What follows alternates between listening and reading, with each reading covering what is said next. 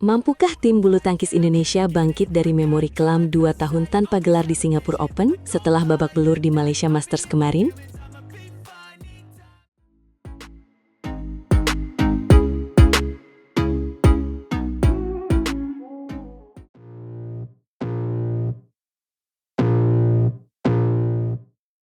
Selamat datang di saluran kita, tempat drama bulu tangkis bersatu. Hari ini, kita bedah peluang besar sekaligus tantangan berat yang menanti skuad Garuda di Singapura Open 2026.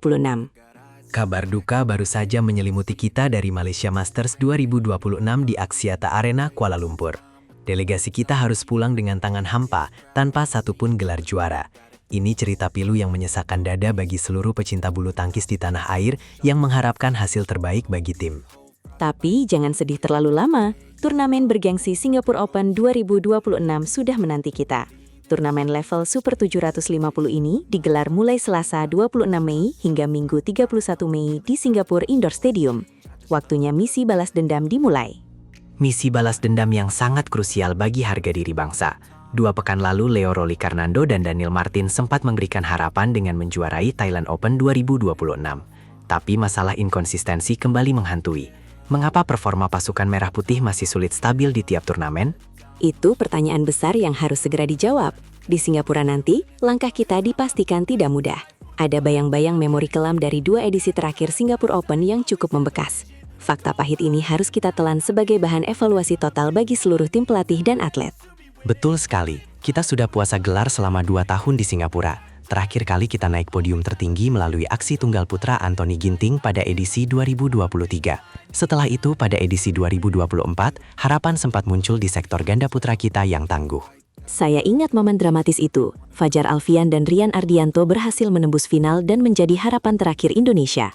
Namun, ambisi mempertahankan tradisi juara pudar setelah kalah dari ganda putra Cina, He Jiting dan Ren Xiangyu, lewat pertarungan 2 game langsung yang ketat. Menyakitkan memang, tapi tahun 2026 ini skuad kita terlihat mentereng dan siap tempur. Meskipun ada rapor merah di edisi sebelumnya, peluang juara tetap terbuka lebar. PBSI menurunkan kombinasi pemain mumpuni untuk bertarung habis-habisan di lapangan nanti demi kejayaan merah putih. Di tunggal putra, Jonathan Christie memimpin perburuan gelar bersama pemain muda berbakat Alwi Farhan. Jonathan memikul beban besar untuk mengulang sukses manis 3 tahun silam. Sementara di sektor tunggal putri, Putri Kusumawardani menjadi satu-satunya tumpuan utama kita untuk meraih prestasi terbaik. Ganda putra tetap jadi tulang punggung utama kekuatan Indonesia. Kita kirimkan pasangan mentereng seperti Sabar Karyaman dan Reza Pahlevi Isfahani, pasangan muda Raymond Indra dan Nikolaus Joaquin, serta duet maut Fajar Alfian dan Shohibul Fikri. Formasi ini mengerikan bagi lawan manapun. Sektor ganda putri hanya diwakili Amalia Pratiwi dan Siti Fadia Silva. Mereka harus berjuang ekstra keras di tengah kepungan wakil-wakil kuat dunia yang selalu mendominasi podium juara di berbagai turnamen. Ganda campuran kini bertumpu pada pasangan profesional PB Jarum. Kita harapkan Raihan, Gloria, Bobby, dan Melati bisa memberikan kejutan besar saat bertanding nanti. Penilaian di atas kertas sering meleset karena faktor inkonsistensi musuh utama atlet kita. Namun, sinyal positif terpancar dari persiapan mereka. Saat di Platnas Cipayung, para atlet menegaskan fisik dan teknik mereka kini sudah berada dalam kondisi puncak. Putri Kusumawardani mengaku telah mematangkan evaluasi penampilannya agar lebih tenang. Begitu juga Fajar Alfian dan Shohibul Fikri yang sangat optimistis persiapan mereka sudah berjalan maksimal. Mereka ingin membuktikan bahwa memori kelam di Singapura hanyalah masa lalu yang harus dikubur. Apakah mereka mampu mengonversikan persiapan maksimal menjadi prestasi nyata di Singapura Indoor Stadium? Kita berharap bendera merah putih berkibar di podium tertinggi dan lagu Indonesia Raya berkumandang kembali di Singapura pekan depan dengan penuh rasa bangga. Persaingan level Super 750 selalu ketat. Semua pemain terbaik dunia akan berkumpul berebut poin penting peringkat dunia. Indonesia tidak boleh lengah sedikit pun sejak babak pertama jika tidak ingin angkat koper lebih awal lagi seperti turnamen sebelumnya. Setiap pertandingan adalah final. Jonathan Christie dan kawan-kawan harus punya semangat juang yang tinggi. Kita butuh keajaiban sekaligus mental baja untuk menaklukkan dominasi pemain Cina yang belakangan ini sangat sulit dibendung di berbagai turnamen elit dunia. Terutama sektor ganda putra, Fajar Alfian dan Shohibul Fikri diharapkan tampil lebih tenang dan taktis. Mereka punya senjata mematikan untuk jadi juara. Tinggal bagaimana mengelola tekanan mental di lapangan saat menghadapi lawan tangguh yang memiliki pertahanan rapat dan kuat. Mari berikan dukungan serta doa penuh bagi perjuangan pahlawan bulu tangkis kita di Singapura Open 2026. Semoga doa rakyat Indonesia menjadi energi tambahan untuk menghancurkan dominasi lawan dan membawa pulang gelar juara yang sudah kita rindukan. Kawal terus perjuangan tim merah putih melalui layar kaca atau streaming resmi. Kemenangan mereka adalah kebahagiaan kita semua, dan kekalahan adalah bahan evaluasi untuk kemajuan bulu tangkis Indonesia di masa depan. Sampai jumpa di ulasan kemenangan nanti. Salam olahraga, Indonesia bisa. Nasionalisme kita membara.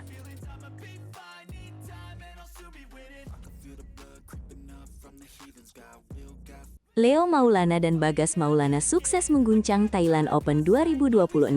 Namun di balik piala emas itu tersimpan sebuah kehancuran sistematis yang sangat mengerikan.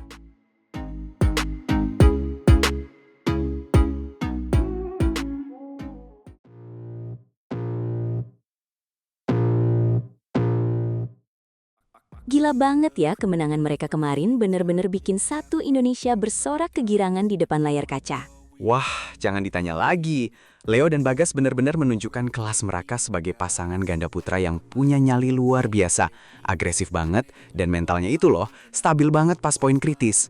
Tapi jujur saja, setelah euforia ini reda, aku mulai merasa ada yang janggal kalau kita melihat gambaran besar bulu tangkis kita secara keseluruhan dalam beberapa tahun terakhir ini. Maksud kamu soal konsistensi prestasi kita yang kayak roller coaster? Kadang di atas banget, tapi sering juga tiba-tiba anjlok ke dasar klasemen di semua sektor? Tepat sekali. Kemenangan di Thailand Open 2026 ini seolah cuma jadi plaster kecil di atas luka yang sebenarnya sudah sangat dalam di sistem pembinaan kita. Banyak orang bilang kita itu nggak kekurangan bakat. Tapi kenapa ya, negara tetangga kayak Malaysia atau bahkan Korea Selatan sekarang bisa jauh lebih stabil performanya? Nah, itu dia masalah utamanya. Persoalan paling krusial itu ada di stabilitas sistem pembinaan kita yang sering banget melakukan kebijakan bongkar pasang pemain ganda sesuka hati. Iya juga ya, baru saja satu pasangan mulai padu chemistry-nya, tiba-tiba dipisah cuma gara-gara satu turnamen hasilnya kurang memuaskan.